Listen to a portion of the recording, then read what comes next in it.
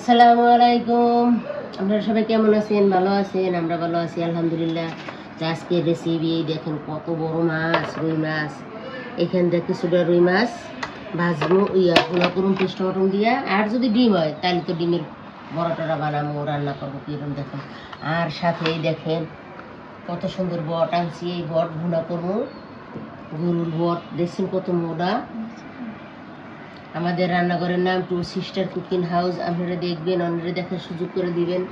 ভিডিওটা যদি ভালো লাগে লাইক শেয়ার করবেন, আর নতুন বন্ধু রইলে সাবস্ক্রাইব করে দিবেন। দেখেন মাছটা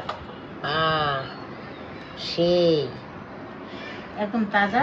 তার কোটাকাটি করি, এগুলো পরিষ্কার করতে অনেক দেরি লাগবে। এই দেখেন একদম মোটা তাজা হবে। গরুটা জব করছে, আমরা আমার বটটা পছন্দ করি। তো চলেন রান্নাঘরে যাই, রান্নাঘরে আবার দেখা হবে।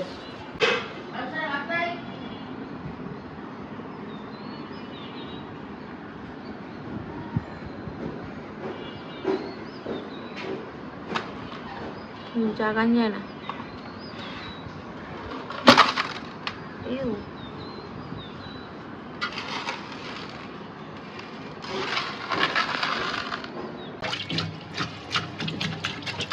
দেখেন মাছটা কত সুন্দর করে পরিষ্কার করতেছে, আগুনে আঁচটা ফেলাইতেছে। কিন্তু আমাদের বেশি নেই, মাছটা জাগা হয় না, এত ছোট দেখতে। মাছটা সুন্দর করে আঁচটা ফেলাক, তারপর কাটার সময়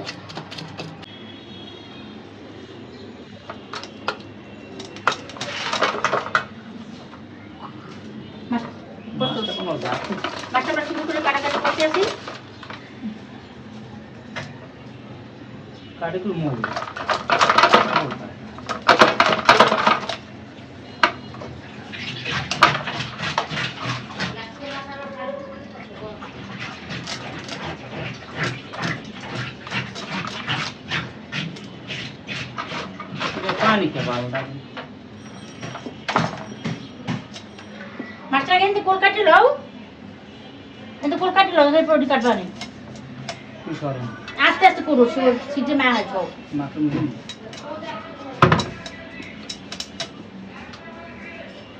আটটো দিক দাও, আটটো দিক দাও।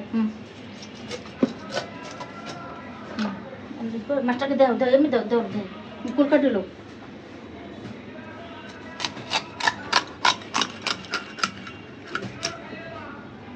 কি সুন্দর তাজা মাছটা। এবার সবগুলো মাছ কাটে নিই। আর এদিকে এই যে আমাকে বট পরিষ্কার করে নিচ্ছে, পরিষ্কার করা হয়ে গেছে। আমি ধুইব। আর এই যে মাছ কাটতে রাখছি, ধোয়া দায়ী করবো। তো এই যে আমাদের বট পরিষ্কার করা হয়ে গেছে। এই যে আদা রসুন আর একটু লাগবে, দিব না। এই যে পেস্ট,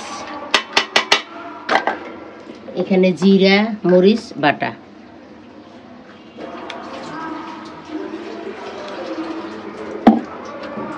হলুদ,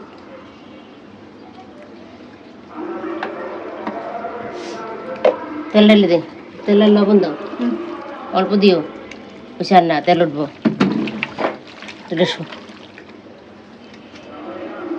এটা সুন্দর করে মাখামাখি করে লবণ দিয়ে দিছি। মাখতে মাখতে তেজপাতা গরম মশলা একটু পরে দিব। মাখামাখি করতে করতেই অর্ধেক যাই মজা। আমরা বটটা সুন্দর করে আলু দিয়া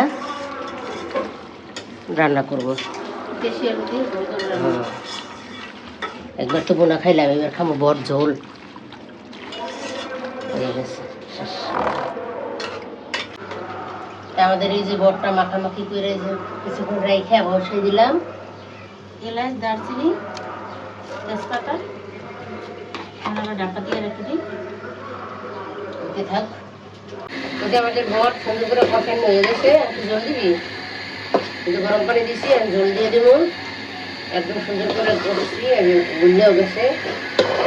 আর ওই যে আলু বস্তাতে নিচে ছোলা মধ্যে এইভাবে করে আলু দেবো, লাল আলু, দেশি আলু।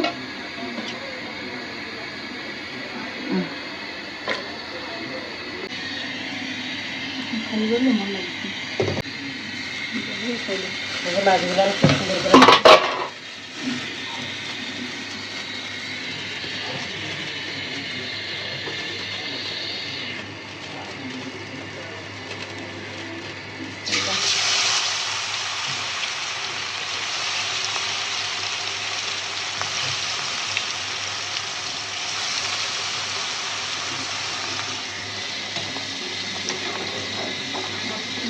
গেছে বর্তমানে ভালো লাগে আস্তে আস্তে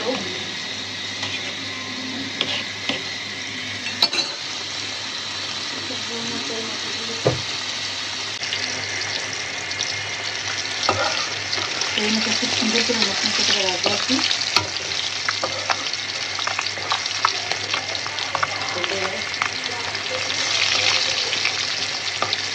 তখন খেতে খুব মজাই লাগে এই সবগুলো মশলা মাখছি কয়জন এরকম বাটা মশলা মাখতে পারবে না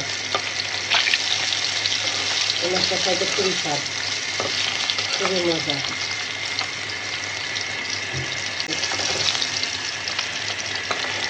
মাছগুলো সুন্দর করে ভাজা হয়ে গেছে তুলে রেখেছি সেই স্বাদ মশলা বাড়া ময় মশলা দিয়ে ভাজলে এইভাবে মাছ এক প্লেট ভাত খাইবেন 1 পিস মাছ দিয়ে আর সাথে একটু মাছ ভাজার তেল নেবেন খাওয়ানটা সেই হয়ে যাবে যে না খাইছেন রুই মাছ হেও খাইবেন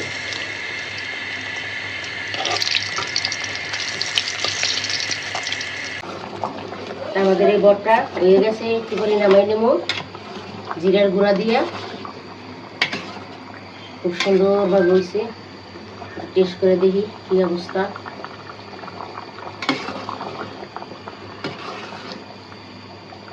মজা হয়েছে অনেক